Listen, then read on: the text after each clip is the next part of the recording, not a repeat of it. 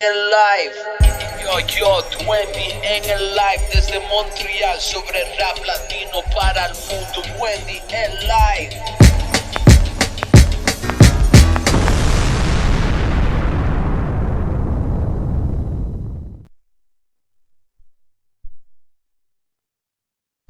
I'm sorry. Ok. Là, vous m'entendez, là, vous m'entendez. Damn, man. I'm already high. So, ok, on va recommencer. Est-ce que vous m'entendez, là? C'est bon? D'après moi, oui, là, j'avais pas allumé le micro. So, sorry, j'étais déjà high. So, comme je vous disais, hier, j'ai fait une entrevue super folle. Une entrevue avec Mini JB, 12 ans.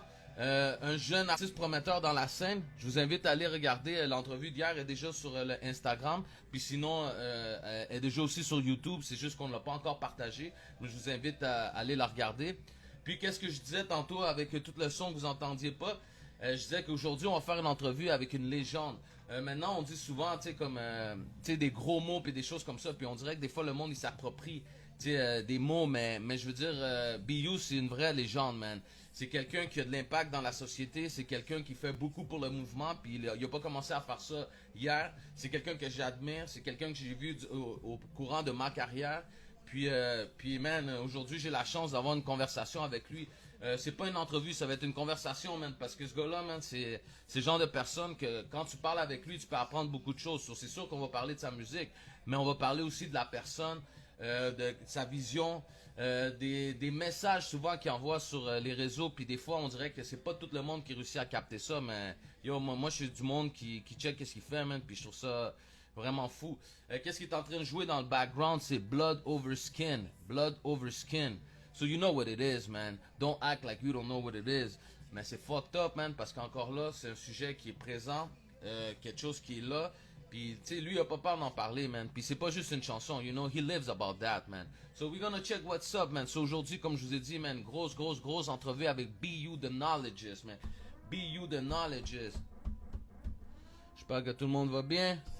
Je vais juste mettre le petit beat d'intro.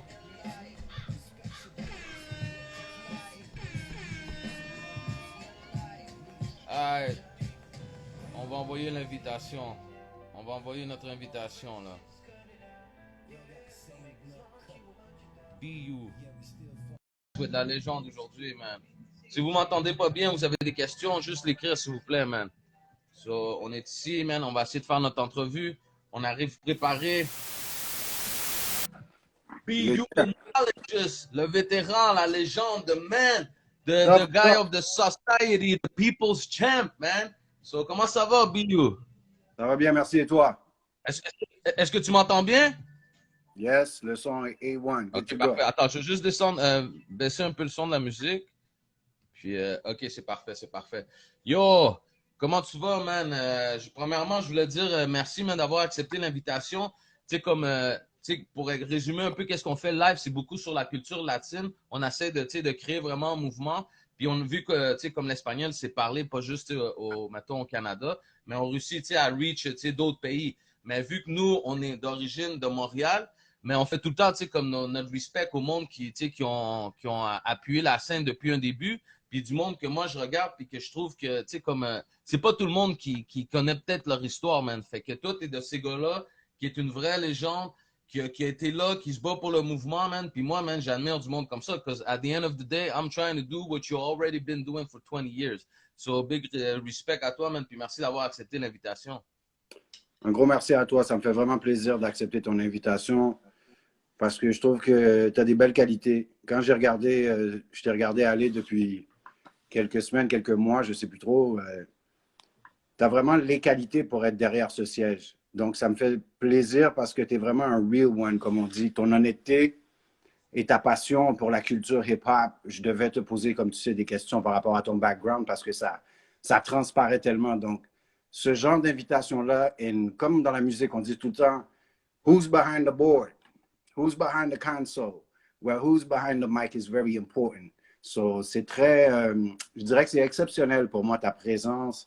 You breathe hip-hop, it feels good, ça nous sécurise, ça nous rend confortable. So, c'est un plaisir d'être avec toi, puis merci à toi pour l'invitation. Salut! Big respect, man. Mais yo, l'entrevue, c'est de toi, mais yo, ça prouve, genre, que justement, comme je t'avais dit déjà en inbox, t'es un gars qui sait utiliser ses paroles, puis tu pèses beaucoup tes mots, man. Genre, comme t'es quelqu'un qui utilise vraiment bien le vocabulaire, man. Puis je trouve que ça, Merci. c'est une qualité que on voit de moins en moins, tu sais, comme dans le rap, puis même dans la vie de tous les jours, tu sais, je trouve ça comme, on dirait que le monde, ils sont un peu paresseux, tu sais, tu comprends, ils s'expriment pas tout le temps d'une façon, tu sais, mettons, je veux dire, tu sais, je veux pas insulter personne, mais tu sais, comme des fois, on dirait que le monde sont lazy quand ils parlent, tu sais, comment je veux dire, on parle un peu, tu sais, comme, pas du bon vocabulaire, là. Puis Ben, on arrive la à un âge où société en on général. doit s'exprimer, tu sais, tu comprends? True, true, true. On travaille avec les mots, fait que je pense qu'on devrait être l'exemple premier dans l'utilisation des mots. Si toute notre vie, c'est It's all about the pen, j'imagine que ça devrait paraître quand on parle. Il y en a qui ne sont pas des parleurs. Beaucoup d'artistes sont de très mauvais parleurs. Regarde James Brown. Mais il écrivait des grosses tracks, tu sais. Et chaque ligne n'était pas nécessairement cohérente, mais les chansons percutaient. Donc, il y a des communicateurs qui sont, à travers la musique, excellents. Mais je pense que, tu sais, avec surtout la musique, où est-ce que c'est aujourd'hui, tu dois donner des entrevues, tu dois être capable de porter ton projet. Donc, communication skills is a must, for sure. Big respect. Tu sais, comme mettons justement, tu sais, on dit légende. Tu sais, pour moi, c'est. Check, je vais te donner une des raisons pourquoi je veux dire ça, tu comprends? Exemple, tu sais, ça fait over 20 ans que tu es dans le mouvement. So, tu sais, tu comprends? Je veux dire, c'est pas comme si tu as commencé hier, puis tu sais, tu as tout le temps apporté quelque chose. Tu sais, tu comprends? Genre, comme, puis en plus d'être un gros gars qui performe vraiment, tu sais, je veux dire, tu as aussi eu une constance. Genre, tu sais, tu as travaillé avec plein de monde de Montréal. Tu sais, tu comprends, je veux dire, mais tu as travaillé aussi avec des gros noms internationaux que, tu sais, comme, je suis sûr que le monde, genre, de Montréal qui ont la grosse tête, des fois, ils sont pas au courant de ça. Puis moi, je trouve ça dommage parce que si tu viens d'une place, c'est important de connaître son historique. Moi, je trouve que c'est comme ça, tu comprends? Que ce soit dans le sport ou dans n'importe quoi, tu peux pas faire quelque chose sans savoir, tu sais, comme exemple, qui a fait quoi avant parce que on dirait que ça t'apporte justement à cette culture-là, tu comprends? Puis ça te fait comprendre, tu sais, OK, we gotta do it right. Tu sais, tu comprends, je veux dire? You know what you're doing. Exemple, Yeah. ouais, comme exemple, tu sais, comme des gros noms avec qui tu as déjà travaillé, tu sais, Rodiga, tu sais, genre, qui était justement, je pense, avec Terror Squad, puis tout ça, grosses rappers, genre, Flip tu sais, mon comme squad. ouais, Digga, c'est justement, coming tu sais, back. yeah, mais pour moi, elle a tout le temps été très, très forte, là, pour vrai, là, tu sais, comme une rappers, tu sais, tu commences chez As Bars, là, c'est pas juste Oh, l'autre. yeah. So, ça, t'as Elephant Man, tu comprends? T'as T.O.K., t'as Jean Yeah. Freeman, Akon. Tu comprends? Je veux dire, so, juste ça, c'est vraiment des noms. But at the end of the day, yeah, c'est des noms, mais tu as travaillé avec eux, so you have that name too, you know what I'm saying? Puis une autre chose aussi, comme que pour moi, c'est un fact qui est très, très important, puis je trouve que, like, tu sais, comme ça, c'est le genre de prix, comme que moi, je pense que c'est pas la valeur du prix, c'est qu'est-ce que c'est. Pour moi, check, t'as gagné le premier Hip Hop Forever. Tu comprends, je veux dire? That's something that it's like, tu sais, tu comprends, c'est épique. Tu comprends, je veux dire, parce que tu peux, comme mettons, exemple, tu fais du rap à Montréal, du hip-hop, and you don't know what it is, tu sais, c'est peut-être parce que tu es plus jeune, mais je veux dire, c'était quelque chose, parce que c'était comme nos premiers awards, tu sais, où on se faisait reconnaître, puis c'était une compétition, parce que moi, je me souviens dans ce temps-là qu'il n'y avait pas juste, tu sais, comme toi, je pense justement, c'était en anglais, mais il y avait du français, il y en avait du monde qui chantait en espagnol, parce que Yep. justement, moi, j'ai fait des entrevues, tu sais, avec du monde comme exemple Brown's Family. Brown's Family, je pense que les autres, ils sont arrivés, je pense, deuxième au deuxième événement. Quand j'ai parlé à J7, la même chose, lui, je pense qu'il avait gagné, je pense, la deuxième année aussi, quelque chose de même. So, tu sais, comme, when you look back, I'm like, yo, OK. So, est-ce que tu peux me parler un peu justement de ce temps-là? Parce que je trouve que c'est une belle époque, tu sais, comment je veux dire? Yeah. Merci, man. Tu dis beaucoup de choses qui me donnent des flashbacks. Hip Hop Forever, ça, je pense que c'est 2000, 2001. Big shout out à mon boy Kaïd de Clando. Tu veux qu'on parle de cette époque? Ça, c'est un gros groupe, gros MC aussi, Kaïd, de cette époque, qui m'avait pointé le festival Hip Hop Forever. C'est lui qui m'avait convaincu d'y aller parce que moi, je lui disais, ah non, les concours, c'est pas bon pour moi. J'avais déjà l'impression d'avoir fait beaucoup et Big shout out à lui, c'est lui qui m'avait convaincu d'y aller. Puis j'étais allé auditionner à Québec. Finalement, ça avait fini à Montréal. Puis ça nous avait amené en France. Euh, où est-ce que je me rappelle avoir performé aux côtés de 113, La Brigade et gros événements. Ça s'appelait le festival XXL Performance à Bobigny. C'était un festival qui était organisé par Armand, qui était le frère de Ménélique. Tu te souviens de Ménélique? Yeah, mais oui, old school. Donc, Armand, c'est lui qui était l'organisateur du plus gros festival en France. Donc, je suis débarqué là-bas pour faire trois perfos, dont une ou deux à Bobigny. Non, une à Bobigny, puis deux à Saint-Denis. Une mecque du hip-hop en soi. Donc, ça, super beau flashback que tu m'as ramené way back. J'ai des belles histoires de là-bas. Il y avait, by the way, aussi Otiti avec PFP qui était là. Tout du monde tu connais. Tu te rappelles les gars qui chantaient le tabarnak? OTT, section Z. L'authentique paysan avec le frère là, qui est, en tout cas, PFP, c'est pour faire parler. On est tous débarqués là-bas. Belle expérience. Puis oui, quand tu parles de cette époque-là, tu vois, tu m'as parlé de Rod Digger. Rod Digger, tu vois, ces trucs-là, comment ils se sont passés. Les gens, souvent, ils ne savent pas comment. Tu sais, bon, il y a une track qui arrive, mais c'était rien d'organisé. Tu sais, moi, j'ai jamais eu de label, vraiment. J'ai jamais été sur un label. Tout ce que j'ai fait, c'est vraiment DIY. I did it myself. J'y ai cru, je suis allé, and I went for it. Et ce genre d'événement-là, je me rappelle Rod Digger, j'animais à l'époque au Circus After Hours, right? Yeah, okay, yeah. Un des clubs que j'ai animé. Et ce soir-là, Rod Digger fait une performance dans le club. J'anime pour elle, tout ça. À un moment donné, moi, je suis sur un speaker. Tu sais, le temps d'une petite pause, là, je suis comme exténué. Elle est sur un autre speaker. Puis je me dis dans ma tête, tu sais, moi, à chaque année ou chaque 2 ans, j'avais toujours un album prêt, même si je ne les ai jamais sortis. Sur un moment donné, je me suis dit, I got an album almost done. She's staying there. Puis là, tu te dis dans ta tête, est-ce que je pète plus gros que le trou? Tu te dis, non, she's Rod Digger, you're BU, your clock is at a different time. Puis je me suis moi-même raisonné en 2 secondes. And next thing you know, je l'approche. On a une vraie conversation. Je me rappelle, sa première action, c'est comme, yeah, well, tu sais, comme super, that's real Rod Digger. She's like one of the homies. Et puis, je lui dis, écoute, à quelle heure ton avion s'en va? C'est toujours les mêmes questions. Est-ce que tu as du temps ici? Puis finalement, je me suis mis à rire. J'étais juste étonné de voir comment elle était vraiment aussi authentique que ce qu'elle laisse transparaître dans ses rhymes, son attitude. Puis elle était vraiment comme, yeah, nigga. C'est comme, ouais, sérieux? Souvent, à cette époque-là, à cette étape-là, c'est même pas la musique qui parle parce que tu approches, on parle. Là, tu dois montrer que tu es un vrai sans péter plus gros que le trou. Tu dois avoir l'air tu dois pouvoir la sécuriser comme si c'est pas quelque chose de mauvais pour elle, qu'elle va pas se faire taper sur les doigts par le label en rentrant. Donc, c'est toujours comme ça. Puis là, je me rappelle qu'elle, c'était possible le lendemain avant midi. Donc là, je passe la chercher à midi.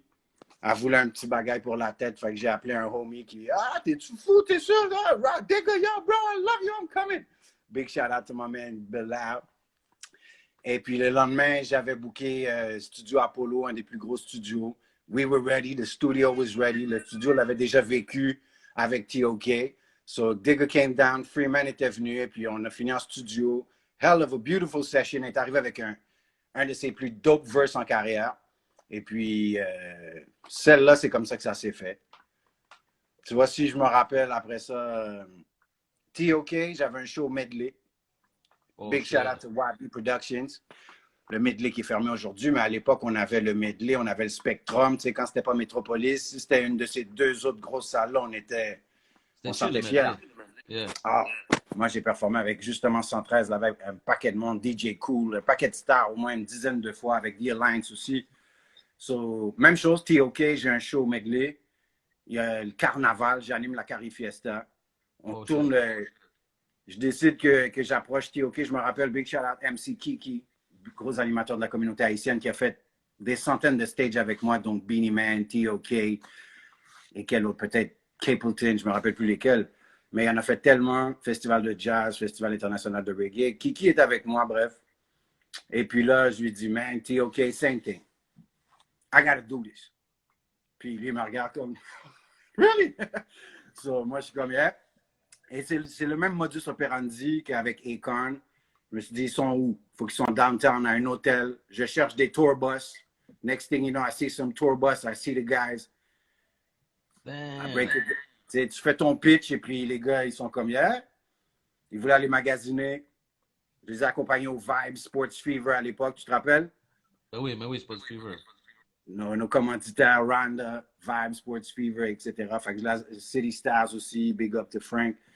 Donc, on leur fait faire la tournée du circuit des boutiques downtown et puis arriver chez Vibes de Bagaïza sur lesquels je voulais qu'ils posent, chanson créole. Et puis là, dans le magasin, je vois qu'ils sont déjà en train de... Tu sais, la chanson Bagaille Bizarre, c'est comme quand je commence, je dis gagnons série de Bagaille Bizarre. Fait que là, je vois que les gars, ils sont déjà de mon Alissa. Là, il me dit comment tu prononces ça en checkant. Tu sais, ils sont en train de checker des rades là, pour s'acheter du linge. Puis là, il me dit c'est quoi que tu dis Bagaille Bizarre? OK. Puis là, il dit ah, weird things. Ah, weird. Puis là, ils sont arrivés avec le refrain. Strangest things, oh, it's the strangest things that are happening. Mais ils ont vraiment été dans Bagaille Bizarre, Strange.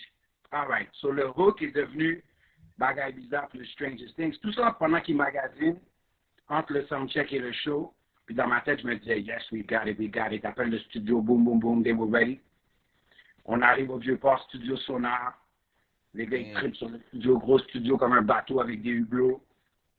Et puis, chaque gars enregistre son verse, carton, belle expérience. Sur cette époque-là, c'est beaucoup de... C'est 3 shows des fois par jeudi, vendredi, samedi, animation après au Circus, au Area, au Sauna, au Red Light, whatever, dépendamment de l'époque. Et puis, on essaie de débloquer la scène.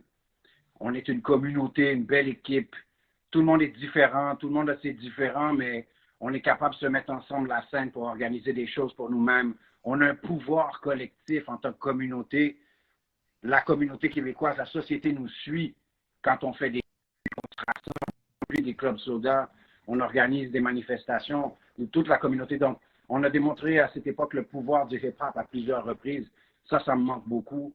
On accueillait plein d'Américains. Moi, je faisais des ouvertures. J'étais vraiment endiablé. Je courais après tous les shows. Je voulais manger, tu sais, c'était mon gagne-pain. So, il fallait pas que ça niaise. Il fallait que je puisse manger puis me faire découvrir. Et puis, je faisais ça depuis à 15 ans. Donc, disons qu'à l'époque où on parle, là, vers les années 2000, je me sens déjà en retard. Je suis déjà pressé à me running. Like, I need to get where I need to get. Tu sais, à 17 ans, on me parlait de m'amener à LA on some serious things. Tu sais, tous les 2-3 ans, il m'arrivait des choses comme ça. Tu sais, comme tu sentais que le boss passait en avant de toi. Là, tu sais. Donc, c'était une époque effervescente, incroyable pour moi. On pourrait en parler tellement longtemps, tellement de groupes, tellement d'histoires, de gens. Mais toi, dans le fond, tu t'es tout le temps mélangé avec, exemple, d'autres scènes. Tu n'es pas resté juste concentré sur la scène anglophone. Comment? Dans le fond, toi, tu t'es mélangé avec d'autres scènes. Tu n'es pas resté juste avec la scène anglophone. Non, c'est ça. Moi, j'ai toujours été dans... Ben, first of all, j'aurais pu rapper en français, mais tu sais, quand j'ai commencé, il n'y avait pas de français. Yeah. Je danse le Mia, là, c'était pas arrivé encore. Donc, c'était les States. Yeah, Puis pour là, le on monde qui ne part... sache pas c'est qui chante ça, c'est I Am, ça. Exact. Et tu vois, moi, je te parle d'il y a 30 ans. Okay. Ça fait 30 ans. Tu vois, j'avais 15 ans à l'époque. Et je faisais mes premiers spectacles pour... c'était qui? Snap, Naughty by Nature. Donc, déjà à 15 ans. Donc, pour moi, rendu... Quand j'avais déjà 20 ans, c'est quoi ça? C'est en 96. Donc, en 2000, à 23, 24, moi, je suis comme déjà... I feel late. And hip-hop is even a younger... Like, it's a young man's game more than today. Yeah. So, à cet âge-là, tu ne dois même pas avoir 27 ans puis faire du rap. Donc, moi, à cet âge-là, j'étais I was running. C'était mon gagne-pain depuis longtemps. Depuis à 17 ans, il fallait que ça soit ça qui me nourrisse. Donc, beau temps, mauvais temps, I went hard.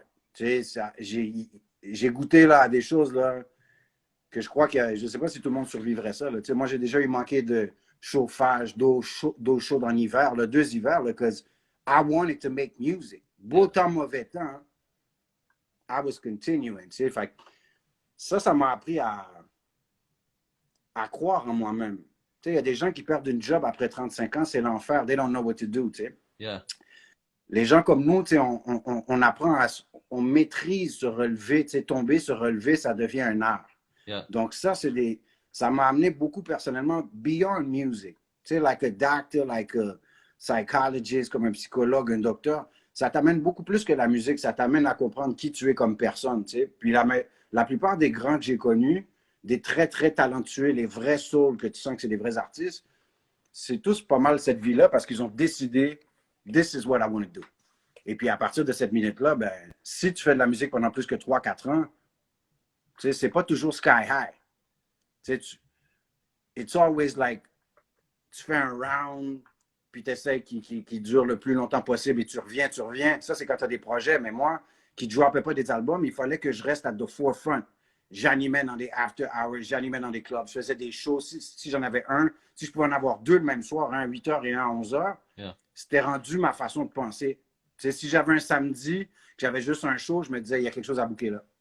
So, j'étais très, très, très travaillant, mais ça ne voulait pas dire que je vivais bien. Je pouvais faire des gros chèques, but you juggle money. You know what I mean?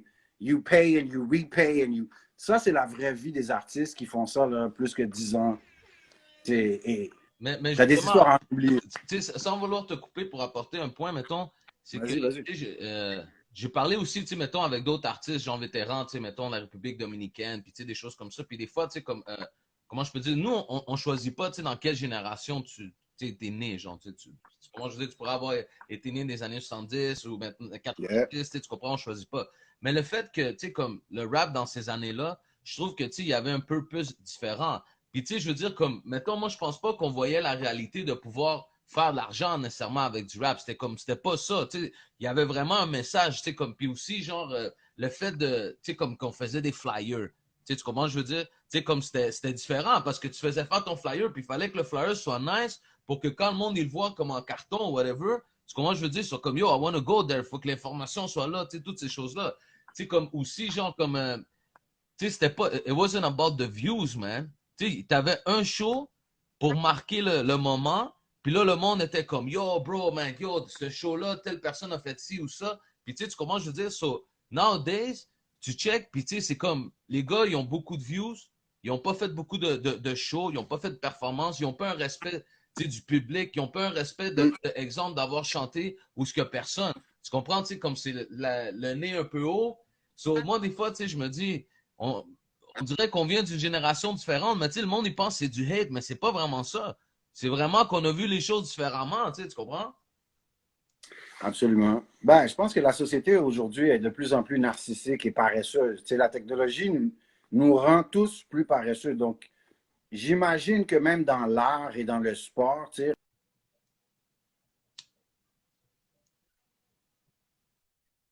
faire de la vraie médecine. On dit que dans le sport, c'est plus tout à fait ça. Dans l'art, forcément aussi, ça affecte tout.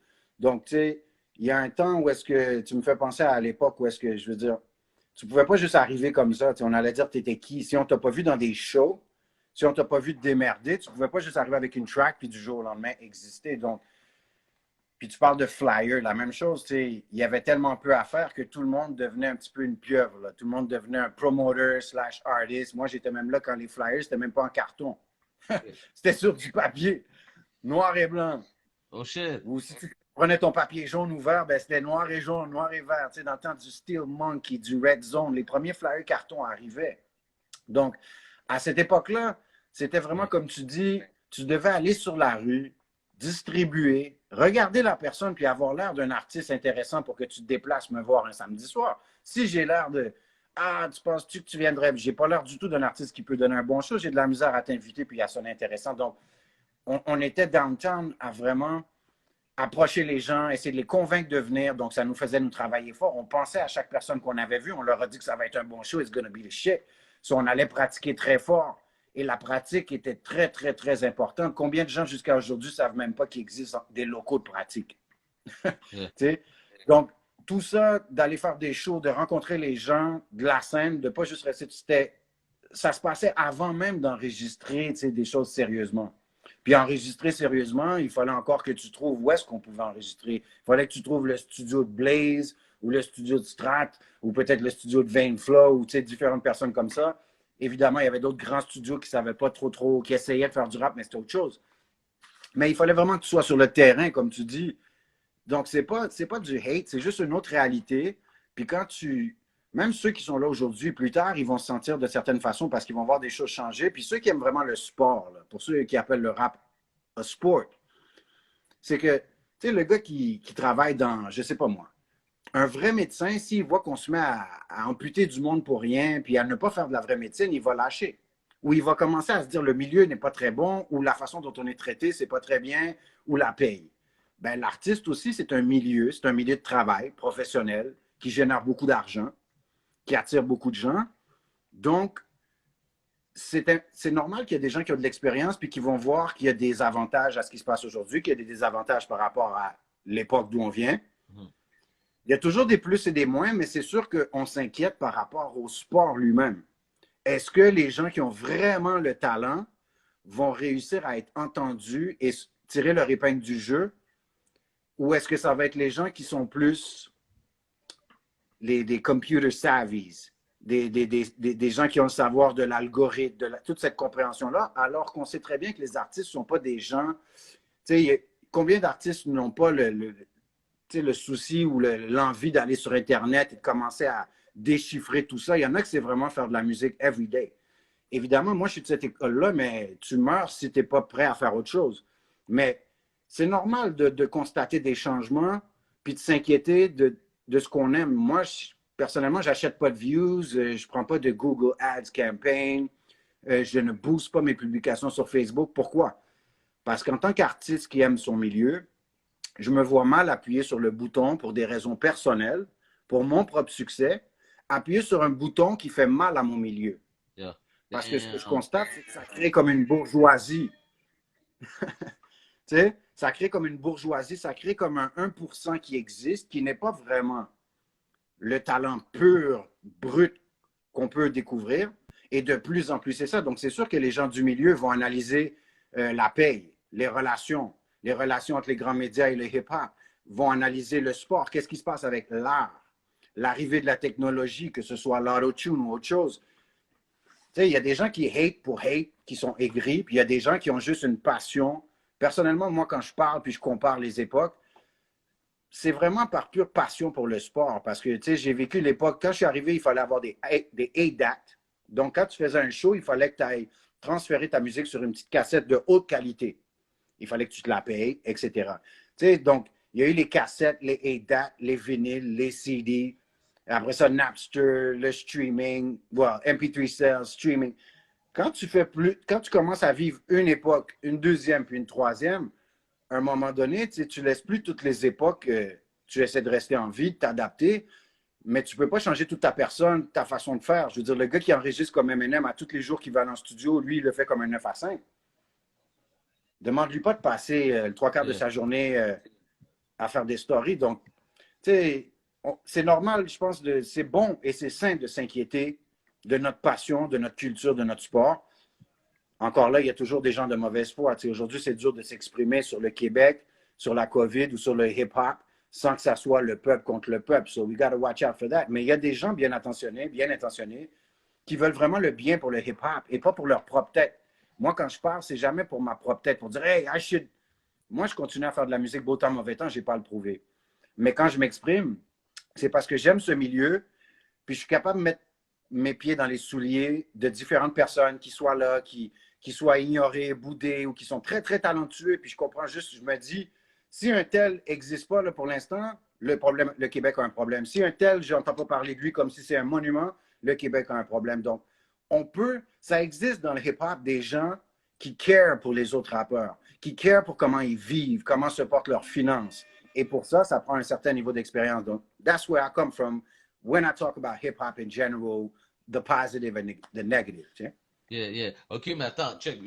On va parler de ta musique, là, parce qu'il reste quand même, mettons, une demi-heure, mais j'ai une autre question parce que, tu sais, yo, bro, like, toi, t'es un génie, man. Puis c'est vrai, man. Like, that's facts, man. Check, parle-moi un peu de HitLab, puis justement de l'algorithme, tu sais, comme tu as dit, parce que, tu sais, je trouve que justement, c'est comme une machine, puis c'est comme si, comment je pourrais dire, c'est comme si, c'est la preuve que, tu sais, eux, ils contrôlent, tu sais, ils filtrent, dans le fond, qu'est-ce qui est bon, à qu'est-ce qui est pas bon, puis c'est quoi le message qu'eux autres, ils veulent donner à tout le monde, tu sais, tu comprends? Peux-tu me parler un peu plus de ça? Ben, c'est large. C'est une grosse affaire, tu sais, filtrer le truc, le contenu, c'est une partie, tu sais. Quand tu parles de HitLab, c'est qu'on s'est donné un exemple parce que quand j'étais avec HitLab, c'est là où est-ce que j'ai travaillé. J'ai fait venir Akon dans HitLab en faisant une collaboration musicale. Ben, Akon s'est joint à HitLab. Maintenant, il faut comprendre que HitLab, c'est un des partis qui vient du monde des mines. Donc, l'or, le nickel, le diamant, c'est des gens, comme on dit, qui plantent des carottes. Yeah. Donc, quand ils trouvent une terre qui peut rapporter, il y a un processus de planter une carotte pour aller chercher les variables, les données. Donc, il y a un système qui analyse la terre. OK? Et si avant, dans une autre terre ailleurs, on a déjà trouvé un hit, qu'on pourrait dire, de l'or en masse, ben, ces gens-là, ils s'arrangent pour trouver les plus gros portefeuilles en 48 heures, trouver 56 millions, 56 milliards, et puis là, pour exploiter cette terre. Dans le temps de la récession, le monde des mines, ça a été difficile, comme pour beaucoup de gens. Donc, eux, quand ils plantaient des carottes, basically, si on se dit, par exemple, ils cherchent du diamant ou de l'or, ils cherchent un hit, right? Yeah. Ils ont des données par rapport aux autres hits qu'ils ont trouvés, les terres qui étaient payantes. Donc, l'algorithme, c'est ce qu'il étudiait. Donc, l'algorithme, ça lui prenait 78 variables. Donc, donne-moi des ingrédients, les 78 variables qui font que c'est un hit. Donc, quand la récession est arrivée, il y a eu un whiz qui a dit hey, tant qu'à perdre de l'argent, pourquoi on ne s'en va pas profiter de l'argent dans le monde de la musique? T'sais, ils font de l'argent, mais sans l'entertainment, you're looking at people living, you want to live too. So, Hollywood les appelle, puis they're losing money. Fait qu'à un moment donné, vient une question, est-ce qu'on peut transférer ce système d'algorithme des mines et l'appliquer à la musique? Tu catches? Mm-hmm. Et le gars qui a conçu le système, il dit, ben oui, tu as juste à me donner 78 variables, le tempo, l'harmonie, patati patata, et donne-moi une base de données comparatives. Donc, exemple, le Billboard des 20 dernières années ou des 10 dernières années. Ou si on veut être plus précis, si on veut que le système dise, on veut juste ce qui est bon, là, c'est très actuel. Parfait, nos données comparatives vont être du Billboard des dernières 2 années. Sur le système, qu'est-ce qu'il fait? Tu sais, quand on enregistre, il y a des waves. Yeah. Tu as un micro, donc quand tu enregistres, il y a une wave. Yeah. Ben, une wave, elle est faite de 78 petites lignes, 78 variables. OK? So, quand tu plantes ta carotte, pour voir si la terre, c'est un hit, si la terre, il y a de l'or et du nickel, ta wave va ressembler à tes anciennes waves qui ont été payantes. Donc, ce que le système fait, il prend la wave, puis il scroll à travers les autres, puis il cherche un match ou quelque chose qui est prêt. Bip! Dès qu'il y a un match, we buy. On achète. Damn. On va faire de l'argent. Quand tu appliques ça à la musique, qu'est-ce que ça fait? Chez HitLab, les gens nous envoyaient une track. Ben, ils l'uploadaient pour avoir un score. Qu'est-ce que le système faisait? L'algorithme, il disait parfait. J'ai 78 variables, puis ça traque à lui. Toi, tu m'envoies une track sur HitLab. Ça donne une wave. Fait que nous autres, on passe à travers le Billboard des 10 dernières années ou 5 dernières années, les données comparatives. Donc, tout ça, c'est une machine qui cherche à savoir si tu as un hit. Mais à la fin de la journée, c'est quoi un hit? C'est le programmeur de l'algorithme qui décide c'est quoi un hit. Parce que si tu disais, par exemple, donne-lui les données comparatives, la base de données comparatives des 50 dernières années, incluant tout ce qui était Latino, MTV Awards, là, le système, il dirait, oh, ça c'est bon, that's a hit. Mais en ce moment, les gens qui ont programmé le système, ils se basent sur le Billboard. Tu sais, quelque chose comme avant dans la musique. On ne veut pas trop que tu aies de contenu. On veut pas que, tu sais, on veut que tu passes, tu sais, comme de l'eau. Donc, ça fait qu'en même temps, le contenu aussi, tu sais, chaque gouvernement, il a un contrat. Tu sais, Facebook existe, tout le monde veut l'utiliser. Mais là, les pays disent, attends une minute. Tu sais, tu ne peux pas aller Facebook en Chine faire la même chose qu'au Canada. Ce n'est pas les mêmes lois. Donc, Facebook, par exemple, si on parle de la GAFA, ben, Facebook est un truc qui a un contrat avec chaque gouvernement. Donc, évidemment, chaque gouvernement fait respecter ses lois et l'algorithme est adapté. Un chanteur chinois, s'il dit juste un mot sur le gouvernement, ça ne passera jamais, puis lui, il peut se retrouver même en prison. Ici, c'est plus slack. Donc, la programmation d'algorithme, elle est différente. Tu catches? Comment tu programmes ton système pour dire, OK, ici, tu vas avoir... Eux, c'est tout ce qu'ils voient. Les miniers, ils sont dit, attends, ils sont des centaines de millions à créer du contenu, de la musique. Comment on peut capitaliser là-dessus? Comment on peut aussi éliminer ces artistes-là de l'équation, ce qui a toujours été un problème. Les labels ne voulaient jamais. Comment on peut donner la musique gratuitement? Parce que eux, c'est ce qu'ils font déjà avec la porn, le gambling, la musique, les films. C'est ce qu'on appelle le contenu qui fait fonctionner toutes les plateformes. Yeah. Donc, eux, ils veulent juste avoir le contrôle là-dessus.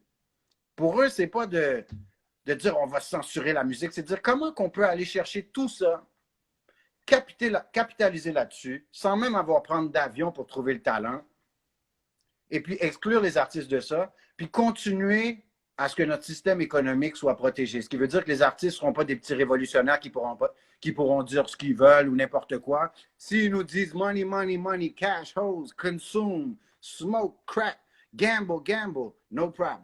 Yeah. Mais ça, c'est la société qui a toujours voulu ça. Donc, évidemment, eux, ils arrivent avec leurs algorithmes dans le monde de la musique et finalement, ils font appliquer les mêmes choses, mais d'une façon plus raide. Ça veut dire que si, par exemple, aujourd'hui, les gens qui veulent des views, ils font quoi? Ils prennent un petit Google Ad, YouTube Campaign, ils boostent leur publication. Mais quelqu'un qui dit quelque chose dans sa chanson comme Blood Over Skin, Yeah. Justement, yeah. tu ne peux pas booster cette publication-là. Tu ne peux pas mettre une campagne là-dessus. C'est là qu'on te renvoie un message. Facebook va te dire dans 2 jours, après avoir regardé ça, ce n'est pas possible de booster cette publication-là parce que le gouvernement de votre pays restreint le contenu politique. Donc ça, c'est l'algorithme qui a été entraîné pour faire ça. C'est de la robotisation finalement de tout processus. Ce que les humains voulaient faire, l'algorithme le fait en sauvant des billets d'avion pour la recherche de talent, en exploitant les artistes et en décidant pour eux. Tu sais, tu mets des plateformes, puis on n'a tous pas le choix de se plier à la plateforme. Si demain DistroKid me dit c'est 20$ de plus par année, c'est ça qui est ça.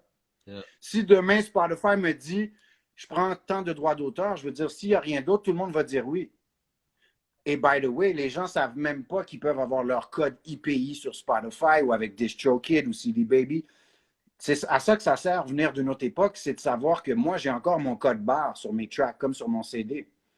Je n'ai pas besoin que Spotify me donne un code barre ou que mon distributeur web, DistroKid, me donne un code barre. Les jeunes, ils font juste clic, clic, clic, clic, mais ils ne savent pas qu'en faisant ça, ils n'appartiennent pas, leur musique ne leur appartient pas totalement. Leur publishing ne leur appartient pas encore. Il faut qu'ils sachent c'est quoi du publishing, mais c'est ça qui fait que tu es payé quand tu joues à la télé, la radio et maintenant sur le web. Donc, c'est tout ce système-là, pour moi, ce ne sont pas des music lovers qui sont derrière ça. Ce ne sont pas des gens qui veulent que la musique demeure un milieu où le talent, les bonnes plumes, les bons performeurs existent. C'est vraiment le capital de la musique qui intéresse. Ça a toujours été ça, mais là, ils ont amené ça à un autre niveau. So, pour parler court, on pourrait en parler pendant 3 podcasts, je pense. C'est tellement large. Yeah. Mais c'est un peu ça. Si je peux vulgariser, c'est un peu ça, je peux me permettre. OK, mais justement, on va parler de Blood Over Skin. Parce que encore là, tu sais, comme c'est une super bonne chanson, le beat est écœurant. Tu comprends, la vidéo est vraiment nice aussi. Puis, on voit que c'est real. Mais en réalité aussi, comme, tu sais, je veux dire, c'est une triste réalité, là. Tu comprends, je veux dire? Puis c'est ça le message. Puis aussi, comme dans la chanson, il y a une partie où ce que tu dis, tu sais, picture me being the next guy, like, le next vidéo, genre en train de se faire tuer, tu sais, something like that. Puis c'est comme, like, it's deep parce que, like, tu sais, c'est des bars, mais aussi, like, c'est une réalité, là, tu comprends? C'est comment, tu sais, mettons, parle-moi de la chanson, puis comment tu te sens, tu sais, à travers tout ça, genre, puis, tu sais, comment je veux dire? Yeah. Ben, tu sais, moi, ça a toujours été pas mal ça, mon processus. Évidemment, je suis un artiste, j'ai écrit sur tout et rien, tu sais, j'ai exploité la plume puis les sujets de toutes ces façons, mais si tu remontes même loin, là, tu sais, en 90, ce qui m'a toujours le plus parlé, c'est la justice sociale, ce qui est social. D'ailleurs, j'ai trouvé une merveilleuse publication, quelqu'un des pays latinos qui disait que pour lui, faire de la musique, c'est un travail social et je l'ai posté parce que je trouvais que c'était ça pour moi aussi. Parce que, tu sais, le rara haïtien, t'es latino, même chose. Tu sais, quand il y a de la révolte là-bas, souvent, c'est très rythmé. Yeah. Ça passe par la musique. Moi, ça m'a toujours parlé. Et le hip-hop, c'est comme ça que je l'ai connu aussi. Donc, pour moi, tu sais, j'ai un père qui m'a toujours, tu sais, à 10 heures, il me demandait toujours, toi, est-ce que ça t'intéresse de savoir ce qui se passe ailleurs dans le monde? Ça m'est toujours resté et oui, ça m'a toujours intéressé. Donc, évidemment, j'ai véhiculé ça dans ma musique.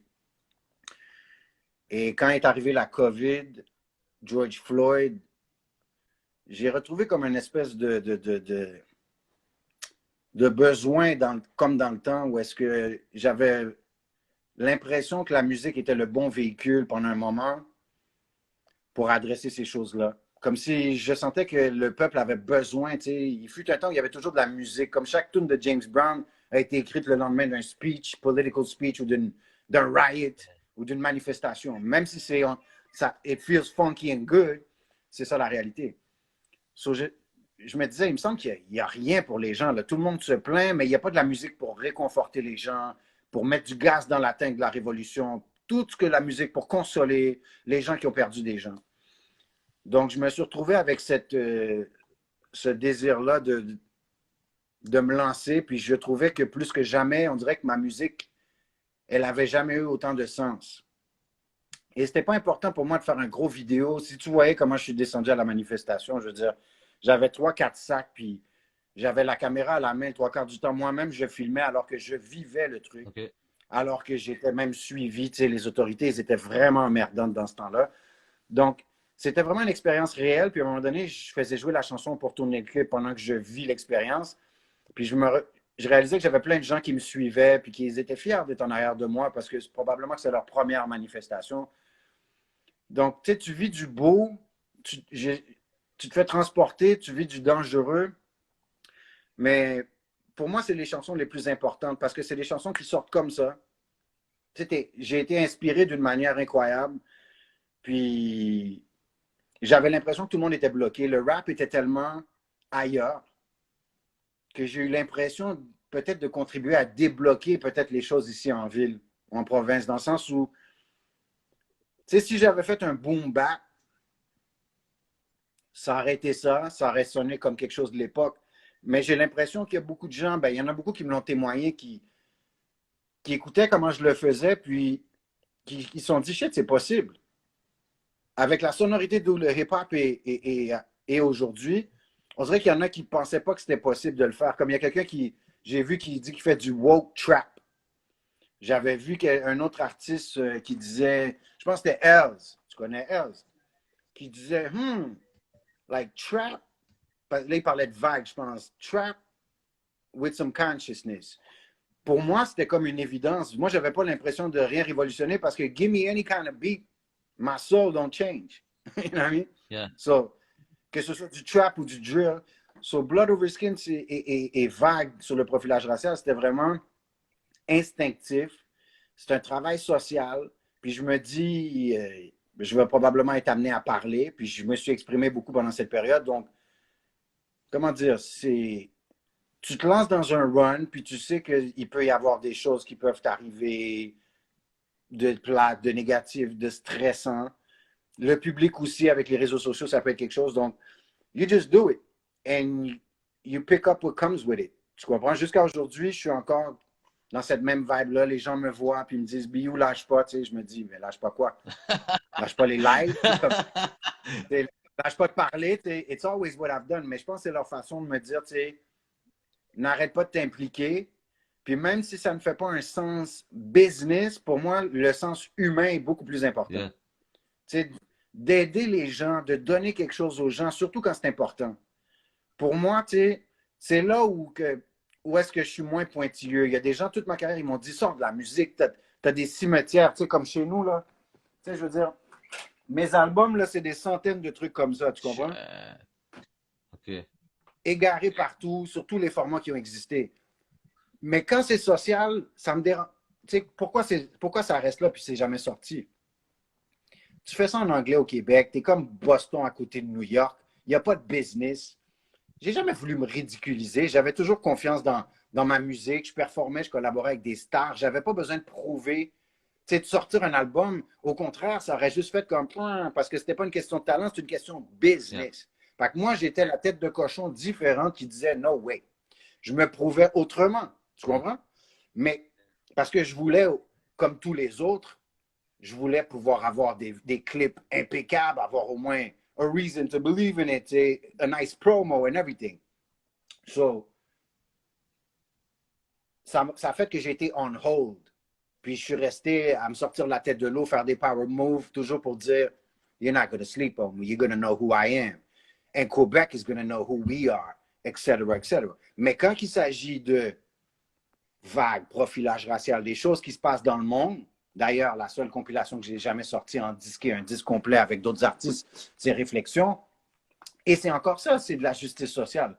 Donc, to help the people, I'm going to care a little less about l'emballage. Yeah. Tu comprends? The promo, the business.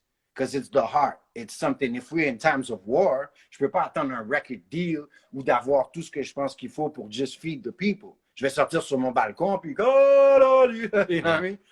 So, mais si, quand c'est ta carrière, c'est autre chose. Puis moi, je viens d'une époque où est-ce que je voyais des flops. Quelqu'un vendait 400 000 disques aux États-Unis, c'était un flop.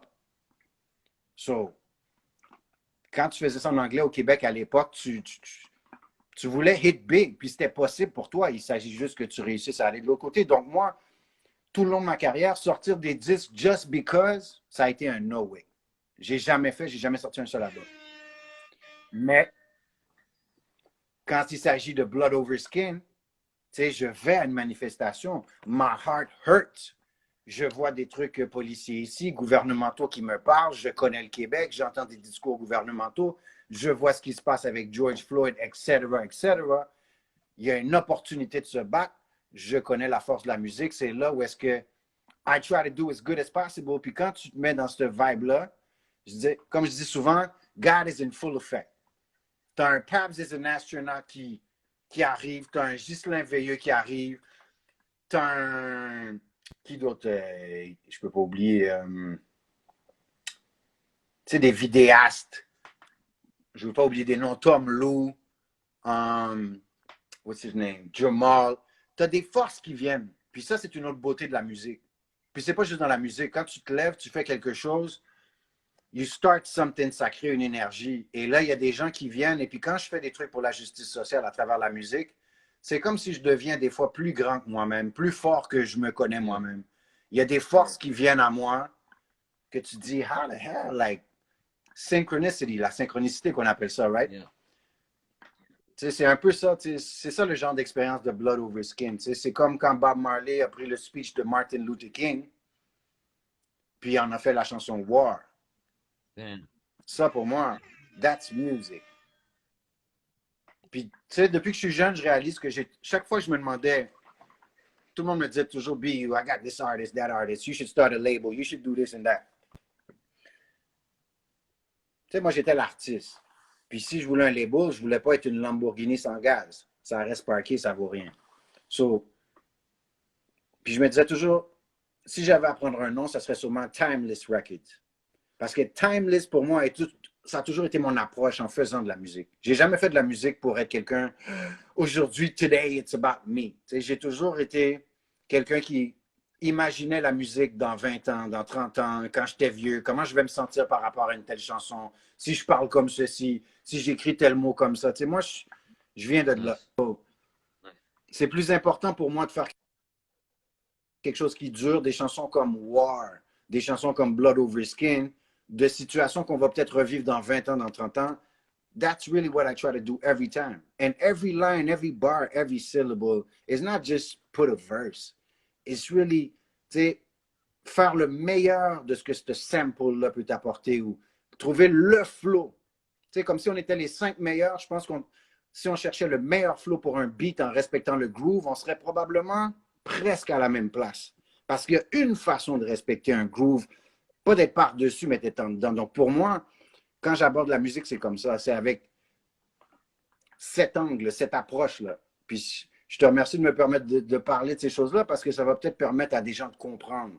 Tu sais, c'est facile de sortir du volume, du volume, du volume, du volume. Mais avec tout le volume qui sort aujourd'hui, qu'est-ce qui reste? De tout ce que tu as entendu du Québec dans les 2-3 dernières années, souvent je dis ça aux gens, nomme-moi là les 10 gros singles ou même les singles qui ont tout pété. Où est-ce qu'ils en sont ces singles-là aujourd'hui? Est-ce qu'ils vivent dans le temps? Yeah. Ça, c'est des questions que je trouve qui sont importantes. Yeah.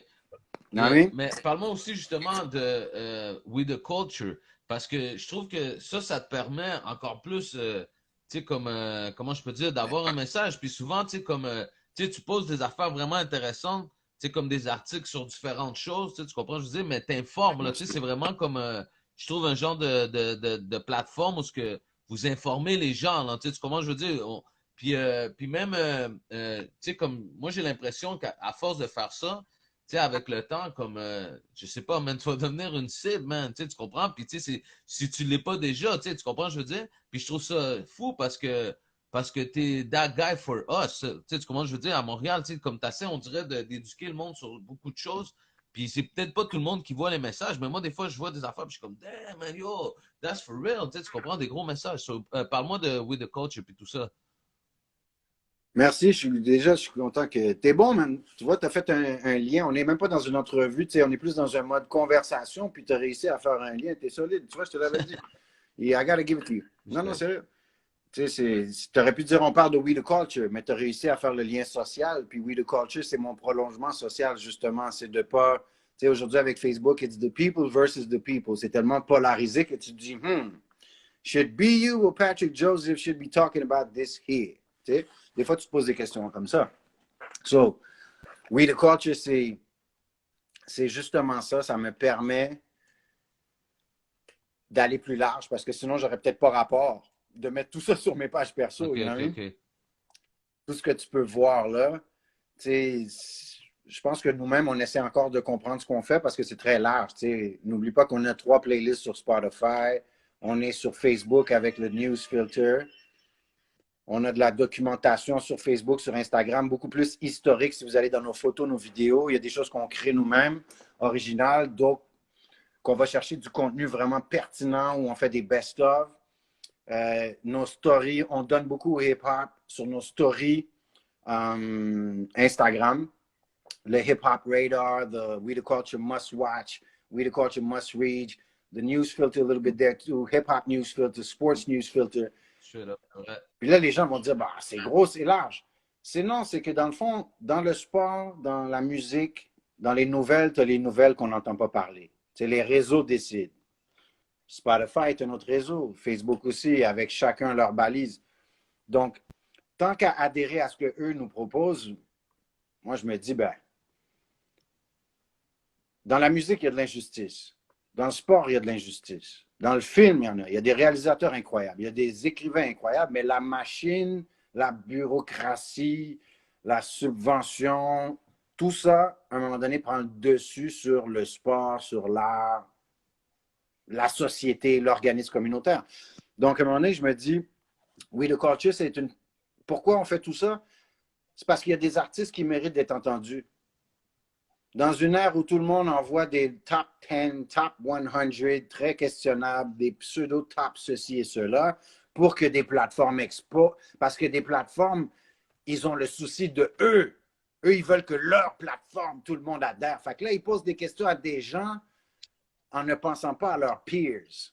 Mais ils ne font pas partie d'une équipe dans leur tête. Donc, pour eux, c'est juste I'm doing business. Mais à la fin de la journée, cette même façon d'opérer fait en sorte que tu as une certaine bourgeoisie, puis qui n'est pas l'élite. C'est juste une self-proclaimed bourgeoisie, kind of thing. On se proclame nous-mêmes l'élite, puis ça change à chaque 2-3 ans. Pour un gars comme moi, ça peut être très drôle. Donc, We the Culture, on est là pour dire non, il n'y a pas juste vous autres qui existent. Et puis, non, Radio-Canada, c'est pas juste ça l'angle. Et puis, il n'y a pas juste ces nouvelles-là, TVA, Radio-Can, tout ce qu'on a. Et c'est pas que je suis contre eux. Au contraire, je les écoute, même ceux que j'aime pas, c'est pour me faire une idée, parce qu'il n'y a pas une vérité en quelque part. Donc, si personne me parle de ce qui se passe en Russie, si personne me parle de... Et c'est énorme ce qui se passe en Russie en ce moment. En Égypte, live, c'est plus big que big. Et ce n'est pas les seuls endroits. Ben moi, si je trouve ça important, ben, je trouve que c'est important que le gars d'Égypte qui habite au Québec trouve qu'il y a des gens au Québec, premièrement, qui s'y intéressent, que ces informations-là viennent à lui, lui dire que ce qui se passe chez vous, c'est intéressant, puis toi, tu es un Québécois, tu as des enfants québécois, l'Égyptien aussi. Donc, si on veut que l'Haïtien, tu sais, parce qu'il y a une division entre l'Haïtien puis qui parle de l'Haïtien né ici. En informant l'Haïtien ici, en lui apprenant sur la culture, tu rassembles deux générations d'Haïtiens, Québécois et Haïtiens. Même chose pour les Latinos, même chose pour les Arabes. Donc, je trouve ça important de dire les nouvelles sont importantes et puis de dire voici ce qui se passe dans le monde. Tu sais, plus tu comprends ce qui se passe dans le monde, plus tu comprends un peu ce qui se passe alentour de toi. Puis tant qu'à voir les gens chicaner, je me dis, ben, pourquoi pas essayer de les rassembler? Comment tu rassembles le monde? En les faisant se découvrir, que les peuples se comprennent un petit peu mieux. Tu sais, combien de temps on va parler de racisme systémique? Deux mots. Sortons des histoires, sortons du contenu. Donc, We the Culture, le but, c'est de pouvoir sortir des documentaires, de filtrer, parfois, pas nécessairement de le créer, mais parfois de te suggérer un bon documentaire. Pendant que tout le monde parle d'un sujet, nous, on ne fait pas juste dire « Hey, il se passe telle chose en Russie ». Non, on va te sortir un documentaire aussi, puis tu peux comprendre qu'est-ce qui se passe et que tu arrêtes de dire ben, c'est plate ou c'est juste des nouvelles poches. Je veux dire, quand il y a des nouvelles poches au Québec, puis que c'est nous qu'on parle de nous, je pense qu'on n'aimerait pas voir que les gens disent ouais, ben ça, je m'en fous, là, c'est des nouvelles tristes. Le jour où tu vis quelque chose de plate, tu veux que les gens t'entendent. Donc, c'est beaucoup de choses auxquelles je décide de répondre avec mon cœur. Encore une fois, we care about people. Les problèmes des gens, moi, je suis un être humain, I'm hip-hop, mais je suis un être humain que ce que la dame de 80 ans vit, là, c'est important pour moi. Ce qu'elle vit à la résidence, c'est important pour moi. Dans les CHSLD aussi, puis ça, c'est moi et toi et nos familles, nos parents, on va tous y passer. Ce qu'ils vivent dans les écoles, ou ce que les professeurs vivent, ou ce que dit le premier ministre, si ça divise les gens ou ça fait mal aux communautés, son incompréhension du racisme systémique, moi, c'est vraiment parce que I care. Que je dis quelque chose, que je veux faire quelque chose comme We the Culture, que je vais diffuser, que je vais parler. C'est pas parce que je veux dire fuck you François Legault ou fuck you si, tu sais. Il n'y a rien qui me bug plus que les inventions comme la lourdeur, le poids qu'on donne au mot complotiste, par exemple. Je ne me suis pas fait traiter de complotiste, mais ce que ça fait, c'est que ça empêche les gens de réfléchir. C'est qu'on fait comme si tout le monde qui réfléchit est un complotiste. Donc là, ça fait que des gars comme moi se disent wow, attends une seconde, là, on ne va pas se mettre à parler puis se faire comme. C'est comme une censure moderne. Même pas moderne, on faisait la même chose dans le temps. Donc, tout ça, tu sais, il faut quand même être smart. Tu ne peux pas juste continuer à faire des lives. Fait que We the Culture, tu sais, j'ai Chris qui est avec moi, l'artiste Coupe Solar aussi. J'ai Obed, un infographe formidable. Ce sont des êtres humains exceptionnels. Tu as Kendo aussi, un triple OG du rap game qui est là en tant que collaborateur, qui tout doucement commence à collaborer avec nous parce qu'il y a ce même genre de. Tu sais, des gens dans le hip-hop qui suivent vraiment les nouvelles at large, là, qui ont cette passion-là, puis qui veulent vraiment, tu sais, pas juste faire un post, mais qui sont prêts à se déplacer, à faire des rencontres, puis à aller faire des moves pour qu'il y ait des choses qui changent. Tu sais, il n'en pleut pas, là. Donc, je suis très, très, très choyé d'avoir différents collaborateurs comme ça. Driss ou des gens qui m'envoient du contenu spécialisé parfois, comme aujourd'hui, j'ai Amina. It's really a people's thing too. J'aime beaucoup ça, tu sais. J'ai invité les gens à m'envoyer du contenu, puis il y en a qui sont très comme ils ne veulent pas se faire voir. Mais éventuellement, j'aimerais que ça soit comme, tu sais, news provided by tel citoyen. Comme ça, les citoyens vont voir que, shit, on peut vraiment croire en eux parce que je leur ai envoyé une nouvelle, puis tu sais, c'est comme ça. Donc, si tu vis le processus, je me dis, les gens vont voir que les gens nous feedent des nouvelles, puis qu'ils vont voir que c'est un média différent, que it's really a people's thing. Tu sais, comme tu vis quelque chose, tu nous l'envoies, puis on va essayer de peut-être même concocter quelque chose de bien fait pour donner une voix aux gens. So, je pense que c'est important dans la société, surtout quand on est hip-hop. On était des défenseurs from the get-go. So, c'est un peu ça, tu sais, comme quand on n'avait pas de magazine, j'ai parti un magazine, le premier magazine papier glacé couleur pour le hip-hop, avec mon associé Charlie. Influence Magazine, ben tout ça, c'est pas parce que je veux créer des magazines. Je me suis pas levé puis je dis, moi, je veux être activiste ou je veux créer des événements. On les fait parce qu'on veut exister. On veut de la justice. Comme tout le monde qui travaille, on veut notre paye, on veut notre tape dans le dos, surtout pas le contraire. Donc, c'est pour ça, moi, que je suis devenu à la base, je suis supposé d'être juste un athlète ou un artiste, moi. I'm running or I'm spitting. Mais la passion fait que tu dis, est-ce que tu penses que tu aurais réussi à laisser Michael Jordan sur le banc? Ou Sidney Crosby? C'est sûr qu'il se serait battu. Moi, toutes les stars ont parié devant moi parfois. J'aime même pas avoir à dire ça. Mais tu sais, j'ai eu beaucoup de validation des gens qui me disaient, ah non, des stars qui disaient, non, lui, c'est Universal, non, lui, c'est Sony. Fait que ça m'a permis de croire, continuer à croire en moi. Et thank God, thanks to all of them. Je me rappelle, ça, c'est l'époque de Cream, 1999. Tu sais, on a des Razel, Beatnuts, Mobb Deep qui viennent, Ludacris, Chingy, puis des gars comme ça m'ont tellement donné de power que peu importe ce que le Québec avait à faire avec moi, j'en avais rien à cirer. I was just working. Fait que c'est par la force des choses que j'ai fini par créer soit un magazine ou We The Culture. C'est le prolongement de qui je suis comme personne dans ma musique, dans ma vie, and with my people. Yeah, You know what I mean? big respect, man. Sur deux dernières choses que je vais te demander, dans le fond, c'est tu sais, la signature de faire tu sais, comme ton What's Up à L Live. Puis aussi, genre, pour conclure, dans le fond, dire aux gens c'est quoi qui s'en vient pour toi, là, dans le fond, sur quoi tu es en train de travailler, puis tout ça, là. The big question. Qu'est-ce qui s'en vient? We always got a million things going on.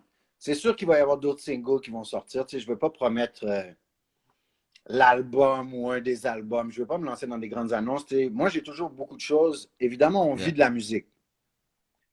So, il y a beaucoup de projets que je parle depuis longtemps. Il n'y a rien qui est dead. Tu sais, comme que ce soit du contenu de variété, que ce soit le monde documentaire film, que ce soit un show ou deux pour le hip-hop. Tu sais, oui, BU, oui, le culture, ça va être large and it concerns hip-hop. Fait que je suis un peu dans tout ça. J'ai plusieurs projets que je ne peux pas parler parce que tout n'est pas encore signed and sealed. Mais la personne que je suis, tu sais, c'est comme on a toujours 10, 15 puis 20 projets. Puis là où est-ce que c'est béton et puis qu'on réussit à sealer quelque chose, c'est là où est-ce que, tu sais, je vais faire des annonces. Mais pour l'instant, je vais continuer à release de la musique, à trouver des façons de release de la musique sans trop me faire mal. Keep feeding the people through We The Culture. Puis, je sais pas, il y a un million de choses à laquelle je pense. J'enregistre toujours à tous les jours. Moi, j'ai bien hâte que ma vraie game recommence. Tout ce qui est voice-over, music for movies and all of that. Tout ce qui est tournage, c'est tellement on the hold. So. Il y a de ça qui va se reproduire aussi, mais ça, les gens n'ont pas vraiment accès ou they don't really know. So, just a lot of music, lots of We The Culture stuff. On fait déjà beaucoup. So, plutôt que d'en rajouter, je conseillerais plutôt aux gens d'aller essayer de get in touch with us, comme à travers Instagram, Spotify, Facebook, toutes les plateformes. Il y a beaucoup de choses, puis je challenge tout le monde. Je pense que si n'importe qui passe 10 minutes sur We The Culture, je suis sûr qu'il va apprendre aux mêmes choses. Oui. À chaque passage, je suis sûr que quelqu'un peut ressortir de là en connaissant un petit peu mieux un peuple, une communauté, une réalité ou quelque chose. And that's pretty much all we want to do. Give a little light to news, people, and arts. Yeah. So, c'est ça que je te dis, man. So, the shout out! So, yo, big respect, man, pour ton temps, pour l'entrevue. Comme je te dis, moi, je vais la partager sur les réseaux sociaux, YouTube. Je vais t'envoyer le link pour que le monde puisse voir, man, parce qu'encore là, tu as drop du knowledge, be you the knowledgeist, tu comprends, je veux dire, tu portes ton nom, like a straight up legend. Mais comme je dis, man, like, yo, you good for the brain, man, you know. C'est le genre d'émission que tu dois écouter puis avoir quelque chose à boire, mais like de l'eau, quelque chose, because, you know, it's gonna hit your brain, man, and it's big for you, man, pour vrai, man. Thank you, my brother. I salute you and everything you do. You're doing well, and I'm sure you're going to go far doing this. You're really good at this. You got a real feel to it, and it just feels right and natural. Puis c'est ça qui met les artistes vraiment bien, puis qui fait que la communauté va se rassembler alentour de toi. That's for sure. Puis pendant que tu parles de salutations, là, je vois que j'ai du monde que je peux pas m'empêcher de saluer Sa Majesté l'Intrus. He's on a huge comeback. Big up. Big shout out to him qui est là. Je vois qu'il y a Michael Fakira, that's Hunsick People. You got a great singer called Soul. She does a lot of shows with me. She's on stage with me in my band. Taki qui est là. Again, big shout out to Sa Majesté l'Intrus. I just don't want to, there's been people shouting up. Oh, well, basically, Blasnez, Hip Hop Franco, J Push, That's Family, DMS. Big shout out. Il y a tellement de choses qu'on pourrait parler. Tu vois, je vois des noms, puis I get flashbacks. Yo, man, big respect, man. Shout out à tout le monde. Comme je dis, man, merci à toi, man. Be you the knowledgeist, man, pour l'entrevue à L Live. Thank you, Life. So, comme je te dis, merci beaucoup, man. On va conclure comme ça, puis on va partager ça sur les réseaux sociaux, man. Wendy, Peter Parker, Hang Life avec BU The Knowledges, man. Merci beaucoup de connecter, man. Yes. Salute Peace. and life. Love. En live, yo, Wendy en live desde Montreal sobre rap latino para el mundo. Wendy en live.